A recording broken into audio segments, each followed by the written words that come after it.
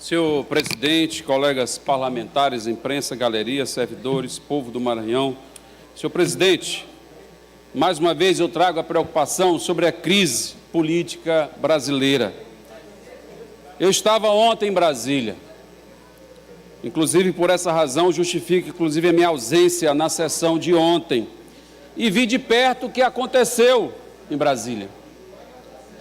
Primeiro que eu nunca vi tanta gente em Brasília. Alguns órgãos de imprensa, da mídia, falam em 25 mil pessoas. Só quem nunca foi num estádio de futebol para não ter noção de gente reunida. Ali tinha pelo menos 4 castelões reunidos naquela praça. Eu vi pessoalmente, era muita gente. Gente de todos os cantos do Brasil, inclusive aqui do Maranhão. Saíram caravanas de várias regiões do estado, estavam lá o povo, eu vi, eu testemunhei isso. E o que aconteceu, que hoje a mídia foca só no tumulto, e esquece de dizer que quem começou o tumulto foi a polícia. Foi a polícia que começou. Não teve o preparo necessário de saber fazer o acolhimento daquela multidão. Eu acho que eles não imaginavam que ia ter tanta gente. E começaram a jogar bomba de gás, quando ainda nem tinha feito a concentração geral das pessoas. Não havia nem ainda feito a concentração, e eles já estavam lançando bomba. Aí eu pergunto para vocês, quem é que controla uma multidão de mais de 150 mil pessoas? Ninguém controla. Depois que começaram as bombas, aí acontecem esses episódios, que são situações fora do comando, ninguém ali orientou, e eu vi que quem estava na frente eram as centrais sindicais, eram os movimentos sociais, todas as centrais. Foi a primeira vez na história do Brasil recente que eu vi todas as centrais sindicais unidas, por um único propósito. Então ali estavam as centrais, movimento social, OAB, CNBB, todos pedindo o afastamento do presidente Temer, que perdeu completamente a condição de continuar governando o país, pelas razões que todos nós já sabemos. Ele não tem mais nenhuma sustentabilidade. Creio até que ele está aguardando num jogo combinado daqueles que ocupam o poder apenas para escolher o seu sucessor, na tentativa de colocar o seu sucessor numa eleição indireta. E aí vem uma segunda parte da nossa discussão. Por que fazer uma eleição indireta? O presidente Temer ontem mostrou a sua incapacidade, até no momento como esse de mobilização social. Porque ao invés de tomar as precauções para que houvesse uma organização melhor por parte da ação policial, chamou o Exército. Esse pessoal tem saudade da ditadura militar.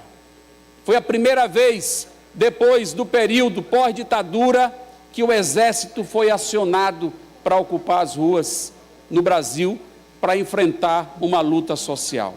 Porque ali não se tratava de uma ação da criminalidade, de uma onda de criminalidade. Ali era a ação organizada de movimentos que são legítimos existentes no nosso país. Aí ele chama o Exército, demonstrando a sua saudade do tempo da ditadura militar. A eleição indireta, senhores e senhoras, eu estranho alguns que debatem tanto e se posicionam contra a corrupção de defenderem a eleição indireta. O que vai ser uma eleição indireta? A eleição indireta é o paraíso dos corruptos. É o paraíso dos corruptos. Quanto vai custar o voto de um deputado na eleição indireta? Quanto vai custar o voto de um deputado federal numa eleição, eventualmente numa eleição indireta? Vai ser o maior esquema de corrupção que a gente já viu no Brasil. E aí a gente não consegue virar essa página nunca. Eu não vejo outra saída, falando com toda a serenidade do mundo, a não ser o caminho de uma eleição direta no país. Só o povo pode resolver essa crise. Só o povo tem condição de dar legitimidade a um governo para resolver a crise no país. Porque, veja bem, uma eleição direta pode ter o resultado que for, mas o derrotado respeita. As condições de governabilidade são resgatadas, são estabelecidas, porque há o respeito à soberania do voto popular. Mas uma eleição indireta, cheia de conchavos, de acordões, de esquema, de compra de voto, isso aí certamente não vai ter o respeito da parte derrotada e não vai ter o respeito do povo brasileiro. Portanto, nós só temos o caminho da eleição direta. E aqueles que dizem que vai rasgar a Constituição, isso aí é balela, não existe isso.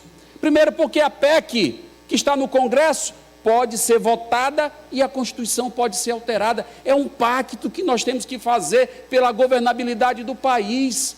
Nós estamos vivendo a maior crise da história após a ditadura militar. Nós não podemos resolver isso querendo esconder o sol com a peneira. É preciso que se façam os ajustes na Constituição, inclusive, para que o Brasil possa retomar o caminho da sua estabilidade política. Digo mais, o TSE, que vai decidir sobre a chapa Dilma Temer, ele pode cassar a chapa e pode estabelecer eleição direta. A Constituição permite isso, não tem nada que impeça isso. Não poderia, em caso de vacância, em decorrência de morte, de impeachment, de outras razões, mas decisão do TSE que caça a chapa. Nessas circunstâncias, a Constituição permite que haja eleição direta.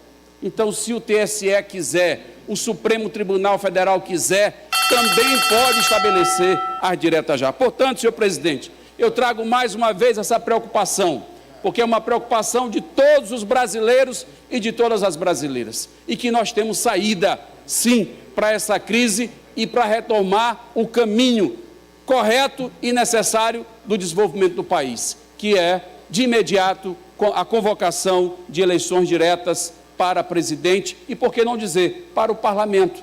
Nós podemos fazer isso e devemos, é uma necessidade. Senhor presidente, muito obrigado.